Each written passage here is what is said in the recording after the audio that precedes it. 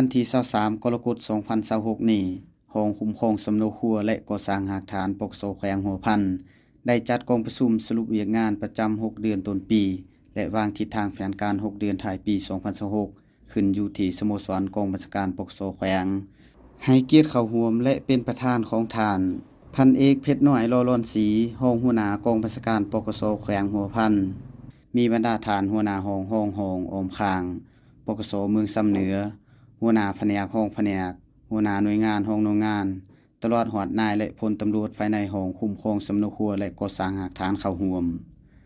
พันโทอาทิตย์พรหมแก้วห้องหัวหน้าห้องคุ้มครองสำนักครัวและก่อสร้างหากฐานปกโซแขวงขึ้นผ่านหางบทสรุปการเคลื่อนไหวจัดตั้งปฏิบัติเวียกงานคุ้มครองสำนักครัวและก่อสร้างหากฐานได้ให้ฮู้ว่า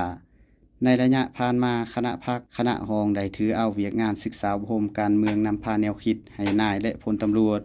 เพื่อเฮ็ดให้มีแนวคิดอุ่นเอียงทุนเทียงเสื่อมั่นต่อการนำพาสีนามของพรรคลาดอย่างทั่วถึงใน6เดือนต้นปีได้รับเอกสารค่าเข้า87ฉบับค่าออก54ฉบับทั่วแขวงหัวพันมี10เมืองมี724บ้านมี 57,191 หลังคาเรือนมี 60,853 ครอบครัวมีพลเมืองทั้งหมด 326,729 คนยิ่ง 163,444 คนจดทะเบียนการเกิดได้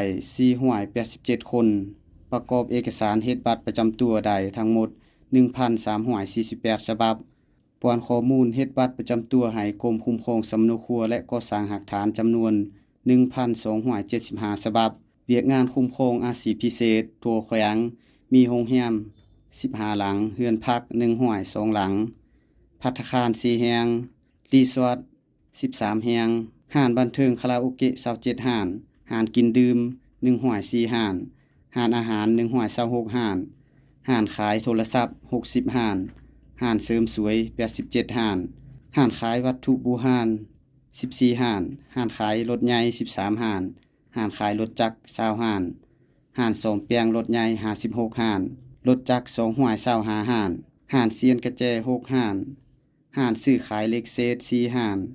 โรงงานน้ำดื่ม30แห่งห้านซ่อมแปลงวิทยุเทป15ห้านห้านตีเงินคำ17ห้านห้านถ่ายรูปโฟโตก๊อปปี้35ห้านโรงพิมพ์1แห่งปั๊มน้ำมัน95ปั๊มห้านสนุกเกอร์10ห้านคลินิก21แห่งสังเวียนตีไก่4แห่งได้ผลิตกาประทับและออกใบอนุญาตนำใส่กาประทับให้บริษัทและหัวหน่วยธุรกิจได้ทั้งหมด97หน่วยสร้างบ้านป้องกันความสงบได้27บ้านหอเวียนที่1ได้17บ้านหอเวียนที่2ได้6บ้านหอเวียนที่3ได้4บ้านฝึกอบรมให้ปกโซบานบรรดาเมือง1ครั้งมีผู้เข้าร่วมทั้งหมด55คนหญิง1คนและเวียกงานอื่นๆก็มีท่ากล่าวเช่นเดียวกันกองประชุมผู้เข้าร่วมยังได้พร้อมการประกอบความคิดความเห็นใส่หางบทสรุปและทิศทางแผนการอย่างกงไปกงมาในตอนท้ายของกองประชุมยังได้รับฟังคำโอรมของฐานพันเอกเพชรน้อยรอนันศรีห้องหัวหน้ากองบัญชาการปกโซแขวงหัวพันบางเวียกงานต่อนายและพลตำรวจภายในห้องสำนักครัวและก่อสร้างหากฐานเติมอีก